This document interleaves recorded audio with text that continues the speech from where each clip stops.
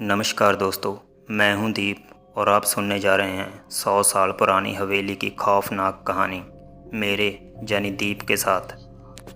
बात बहुत पुरानी है, आज से लगभग 45 साल पुरानी। तब मैं नया नया डाक बाबू हुआ था। एक कोई छोटा सा कस्बा था जहां मेरी पहली पोस्टिंग हुई थी। नौकरी मिलने की खुशी भी थी और घर छोड़ने का दुख भी। बस फिर क्या था, निकल पड़ा बोरिया बिस्तर बांधकर। उस कस्बे में उस समय इतनी सुख सुविधाएं नहीं हुआ करती थी। दिन भर के सफ़र के बाद बस रात को 12 बजे उस कस्बे में पहुंची। अनजान जगह, इतनी रात गए, उस जगह कोई ठिकाना भी नहीं मिलने वाला था। मैं बस से उतरा, उस कस्बे के भीतर संकरी गलियों में चलता गया। कोई भी दुकान और किसी भी घर का दरवाज़ा खुला नहीं था कि मैं किसी से पूछ सकूं कि रात गुजारने के लिए कोई जगह मिलेगी।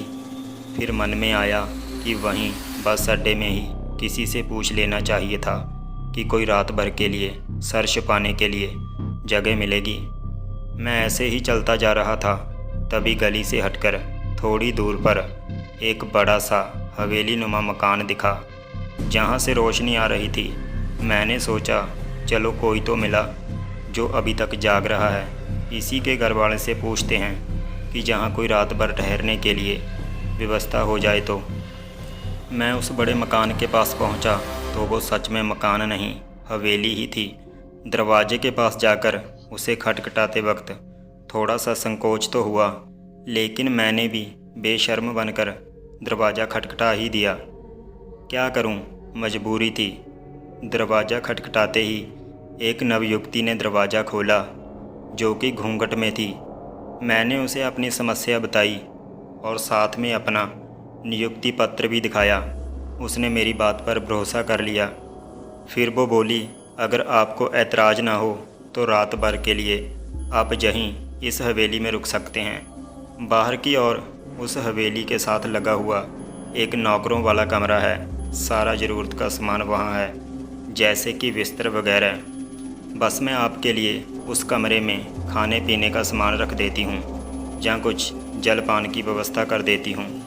मैंने कहा, इसकी कोई आवश्यकता नहीं है, आप सिर्फ पीने का पानी रख दीजिए और वो कमरा बता दीजिए कहाँ है, बस वो ही बहुत होगा मेरे लिए। इतना क्या कम है कि रात भर के लिए सर छिपाने के लिए जगह मिल गई।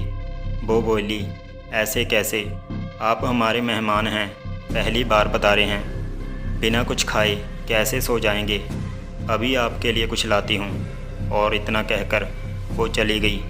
थोड़ी देर बाद बेसन के लड्डू और नमक पारे लेकर मेरे सामने हाजिर हुई।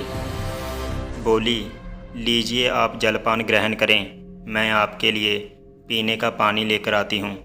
और थोड़ी देर में वो एक छोटा सा मटका लेकर हाजिर हुई। थोड़ी देर खड़ी रहकर बोली, एक बात कहनी थी आपसे। मैंने कहा, कहिए। वो संकोच करते हुए बोली, ये पत्र मैंने अपनी पति को लिखा था, वो प्रदेश गए थे, इस पत्र को पढ़ने के लिए अभी तक नहीं लौटे हैं। आप तो डाक बाबू हैं, क्या ये पत्र आप मेरे पति तक पहुंचा देंगे? मैंने कहा, क्यों नहीं। और वो पत्र मैंने उससे ले लिया और वो चली गई। मुझे रात को गहरी नींद आई। सुबह किसी शोर के साथ मेरी नींद खुली। शायद रोड पर कोई नगर पालिका का कर्मचारी झाड़ू लगा रहा था। मैं बाहर आया, वो आदमी मुझे देखकर चौंक गया। मैंने उससे पूछा, क्या हुआ? उसने कहा, आप इस 100 साल पुरानी टूटी फूटी हवेली में क्या कर रहे हैं? मैंने कहा, नहीं तो, ये तो रात को एकदम सही सलामत थी। उसने कहा, ऐसा ही होता है, जो भी जहाँ आता है। 100 साल पहले इस हवेली की मालकिन ने अपने पति का इंतज़ार करते करते यहाँ दम तोड़ दिया था, लेकिन वो कभी किसी को नुकसान नहीं पहुँचाती। मैंने अपनी जेब में हाथ डालकर देखा तो वही पत्र निकल आया जो किसी ने उस पत्र को 100 साल पहले इस हवेली में लिखा था। तो दोस्तों, ये थी 100 साल पुरानी हवेली की कहानी।